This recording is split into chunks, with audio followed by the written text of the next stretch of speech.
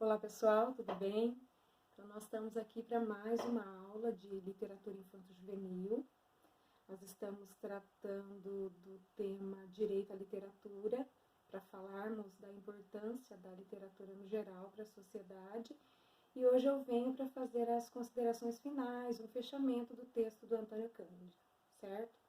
Bom, vocês estão recebendo também os slides. Se quiserem acompanhar a aula junto com os slides é importante, porque aí vocês vão vendo as passagens de algumas leituras que eu vou fazendo, tá certo? Então vamos lá. Bom, nesse vídeo eu vou tratar de dois textos juntos, que é o Direito à Literatura do Antônio Cândido e depois Fabulação do Jorge Miguel Marinho, porque na verdade o Jorge ele faz uma explicação mesmo dessa terminologia, dessa palavra que é usada principalmente por Antônio Cândido nesse texto. Tá? Bom, o Cândido ele inicia o texto dizendo que, para falar de literatura, ele precisa discutir direitos humanos, certo? Bom, então ele começa a dizer que é preciso pensar os direitos humanos, principalmente porque aquilo que desenvolve a sociedade, muitas vezes ele trabalha de forma ambígua contra a própria sociedade. Então ele traz alguns exemplos, por exemplo, quando se pensa em energia, a mesma energia que produz uma bomba atômica, uma energia elétrica, uma energia poderosa, é uma energia também utilizada para o mal. Então ele coloca em contraponto a energia e a vida. O progresso industrial e a miséria. Então, a gente vê muitas vezes o progresso, a indústria superando recordes em produção.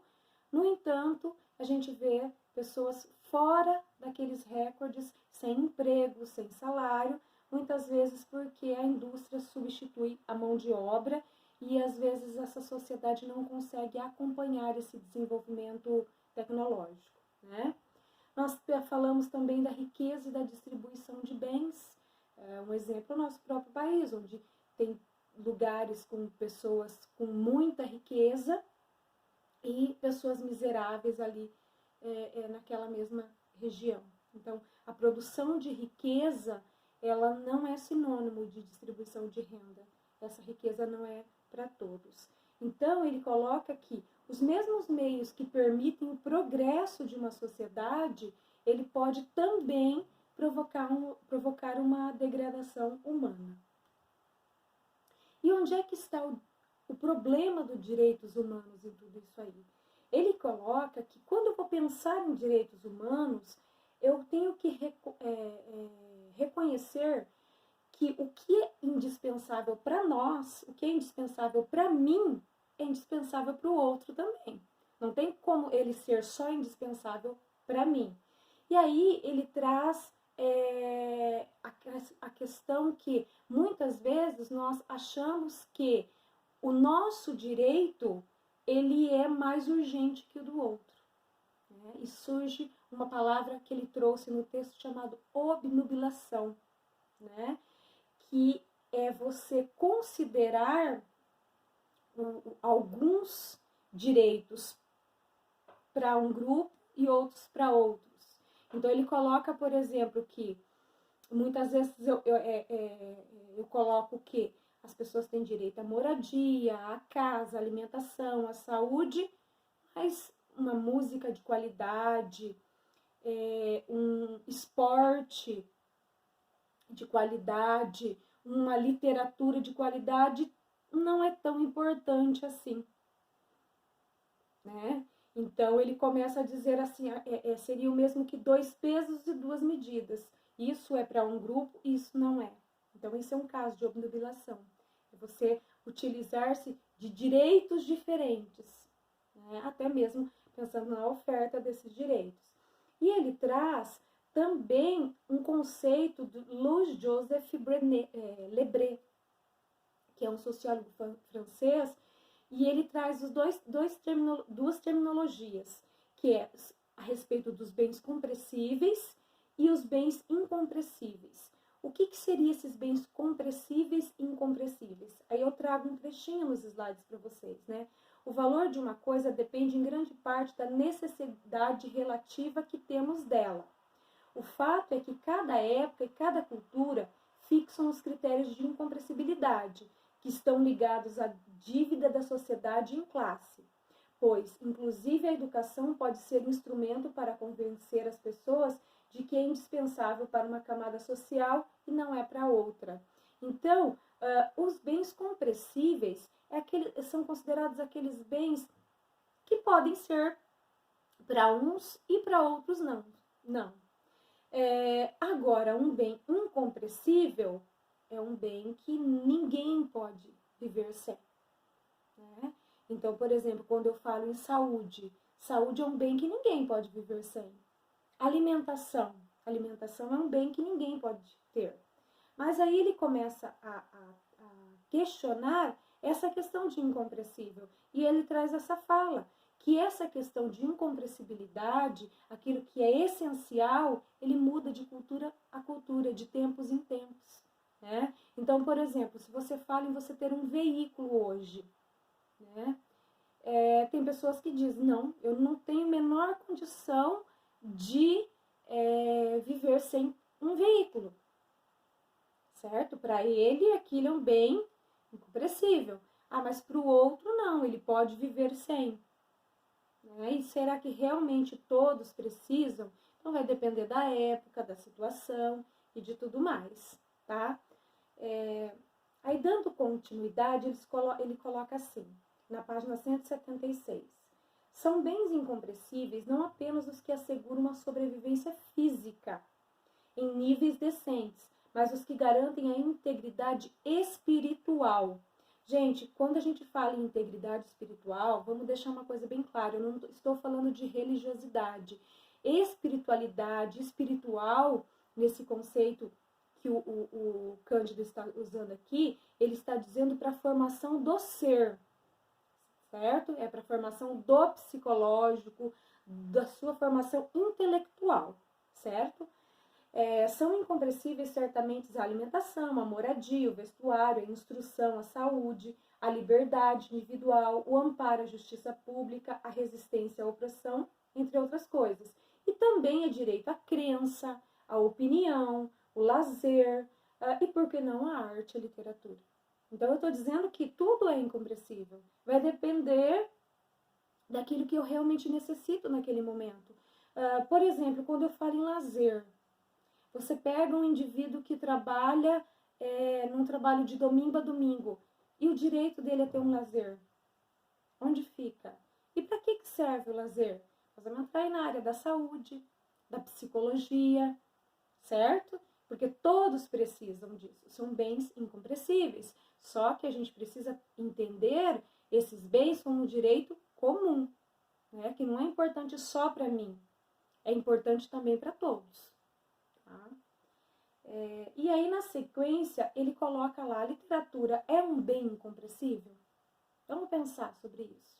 Né? Será que todos têm direito à literatura?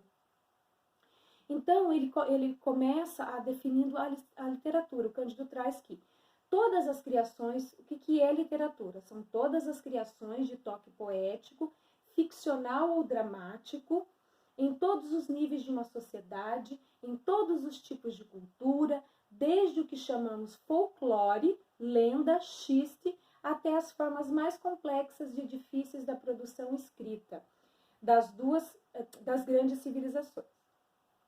São manifestação universal de todos os homens em todos os tempos. Veja que ele define literatura de forma geral, desde a produção mais simples, mais popular, até aquela mais complexa, mais rebuscada, mais erudita.